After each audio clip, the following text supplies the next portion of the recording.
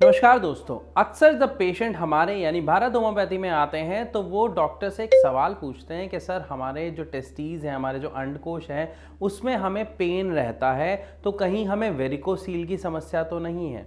तो आज इस वीडियो में हम स्पेशली इसी सवाल के जवाब को लेके आए हैं और मैं यहाँ पे आपको समझाना चाहूँगा, कोशिश करूँगा समझाने की कि असल में हम कैसे इस समस्या को पहचानें। देखिए, सबसे पहली बात, जो वेरिकोसील का दर्द होता है ना, वो रेगुलर नहीं होता। सबसे पहली चीज़, जो वेरिकोसील का दर्द है, जैसे मान लीजिए आज हुआ किसी को या 1-1.5 घंटा होगा वो लगातार, उसके बाद उसमें आराम आ जाएगा, आपको रिलैक्स मिल जाएगा।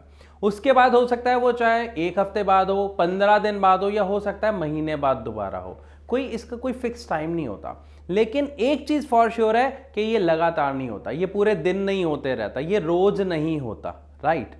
तो वेरिकोसील का जो पेन है वो कुछ इस तरीके से होता है, मतलब गैप दे दे के थोड़ा सा दर्द हुआ फिर शांत हो गया। लेकिन अगर किसी भी पेशेंट को टेस्टीज में, अंडकोश में लगातार दर्द बने रहता है कई दिन तक, तो वहां पर हो सकता है वो जो प्रॉब्लम है वो ऑर्काइटिस की हो, फ्यूनिकाइटिस की समस्या हो सकती है, या फिर स्पर्म मेटिकोसील की समस्या हो सकती है, या इन्फेक्शन के कारण वो दर्द हो सकता है। असल में इसको जानने के लिए, समझने के लिए बहुत सारे टेस्ट हैं जो एक डॉक्टर कराता है, जिससे उन्हें बताया जाता है कि किस वजह से उनको ये जो दर्द बना हुआ है इसकी समस्या आ रही है। लेकिन सबसे मेन चीज़ जो यहाँ पे समझने वाली है कि जो पेशेंट होता है वो अपने दर्द को डायरेक्ट ही वेरिकोसील का दर्द समझ लेता है, तो ऐसा ना समझें, क्योंकि वेरिकोसील का दर्द मैंने आपको बता दिया वो होता है और उसके बाद नॉर्मल हो जाता है, शांत हो जाता है। अब यहाँ पर एक और क्वेश्चन बहुत सारे पेशेंट हमसे पूछते हैं कि सर वो जो दर्द हुआ उसके बाद वो शांत हो गया, ऐसा क्यों? या फिर ये दर्द एकदम से होता है, आधे पौने घंटे के लिए बहुत दर्द होता है, या 2 घंटे लगभग आप कह सकते हैं कि दर्द हुआ उसके बाद शांत हो गया, तो ऐसा क्यों होता है? इसको समझने के लिए आपको पहले एक चीज समझनी पड़ेगी। असल में जो वेरिकोसील की समस्या उसमें हो क्या रहा है। वेरिकोसील की समस्या में हमारा जो ब्लड है वो 2 मेन चीजों से फ्लो करता है, मतलब एक होती है आर्टरीज और एक होती है वेन्स। आर्टरीज से ऑक्सीडाइज्ड ब्लड आ रहा होता है और वो ऑक्सीजन यूज करने के बाद, जिसको हम गंदा ब्लड बोल देते हैं, वो वेन्स के थ्रू वापस हार्ट की तरफ जा रहा होता है और ऑक्सीजन कैरी करके फिर वो दोबारा फ्लो करता है। ये एक साइकिल है। लेकिन जब हमारे वेन्स में ऑब्स्ट्रक्शन आ जाती है, वो आपका ब्लड ऊपर जा ही नहीं रहा, तो वो क्या करता है, ब्लड साइड में से, वॉल्व होते हैं और वो वहां से नहीं जा पा रहा, तो वॉल्व के से साइड में से ब्लड प्रेशर के थ्रू जाना शुरू होता है।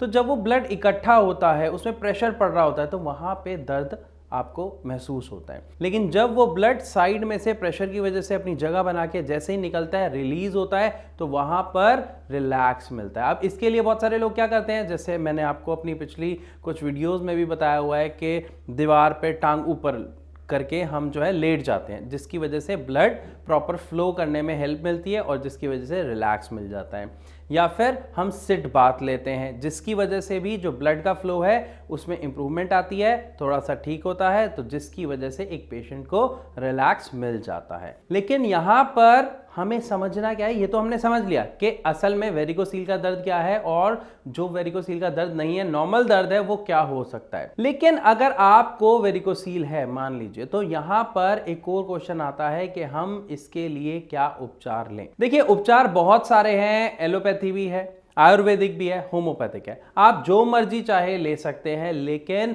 अपना जो भी इलाज आप चूज कर रहे हैं उससे पहले उसके बारे में थोड़ा सा स्टडी कर लें, ये मेरी आपसे रिक्वेस्ट रहेगी। क्योंकि जब आप ट्रीटमेंट के बारे में समझोगे तो आप समझ पाओगे कि ये ट्रीटमेंट, चाहे वो आयुर्वेदिक हो, चाहे वो होम्योपैथिक हो या एलोपैथिक हो। हम जानते हैं एलोपैथिक में किसी भी चीज़ को ख़त्म करने वाला हम जो है ट्रीटमेंट नहीं ले पाते हैं, क्योंकि एलोपैथ दवाई जो है हमारी समस्या को दबाती है केवल, या टेम्परेरी रिलीफ हमें दे देती है। अगर हमें किसी भी समस्या को जड़ से ख़त्म करना है तो उसके लिए आयुर्वेदिक या होम्योपैथिक सर्वश्रेष्ठ मानी जाती हैं। और अगर हम बात करते हैं होम्योपैथिक मेडिसिन की, तो होम्योपैथिक मेडिसिन के असर पूरी दुनिया जानती है कि वो किसी भी समस्या की जड़ पर काम करती है, जिसकी वजह से हमें उसके साइड इफेक्ट देखने को नहीं मिलते और रिजल्ट बहुत ही अच्छे देखने को मिलते हैं।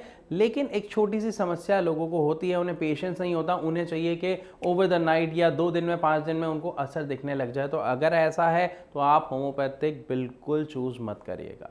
अगर आप अपनी समस्या को खत्म करना चाहते हैं इस पेशेंट के साथ, या कोई दिक्कत नहीं है, मुझे महीना लगे 6 महीने लगे, लेकिन मेरे को अपनी प्रॉब्लम कंट्रोल करनी है, उसे खत्म करना है, तो आप आयुर्वेदिक चुनें, क्योंकि इसके जो सफलता है, जो रेट है इसकी सक्सेस का, वो आप सब जानते हैं। फिर भी अगर आपके मन में कोई सवाल है, कोई ऐसा प्रश्न है जो आपको परेशान कर रहा है, जिसका जवाब आप जानना चाहते हैं, तो भारत होम्योपैथी के डॉक्टर्स की टीम से आप कंसल्ट कर सकते हैं। अपने सभी सवालों के बारे में उनसे डिस्कस कर सकते हैं, समस्या के बारे में डिस्कस कर सकते हैं और जवाब पा सकते हैं। सो आई होप इस वीडियो में आपको अच्छे से समझ आया होगा कि जो दर्द होता है जनरली किसी के टेस्टिस में, अंडकोश में, वो हर बार वेरिकोसील का दर्द नहीं होता है, और इसकी वजह से जो लोग पैनिक हो जाते हैं उसको पैनिक होने की जरूरत नहीं है। अपनी समस्या को समझिए ताकि आप एक सही उपचार ले सकें। फिर भी अगर आपके मन में और कोई क्वेश्चन है तो आप कमेंट सेक्शन में भी लिख के हमसे पूछ सकते हैं। वीडियो अगर अच्छी लगी हो तो लाइक जरूर कर दें, और हाँ, अगर आपको लगता है ये वीडियो आपको शेयर करनी चाहिए अपने किसी दोस्त से जिसको ये समस्या हो सकती है, so please feel free to share it. इसी के साथ आपसे चलने की इजाजत चाहूंगा, मिलूंगा अपनी अगली वीडियो में, तब तक के लिए नमस्कार।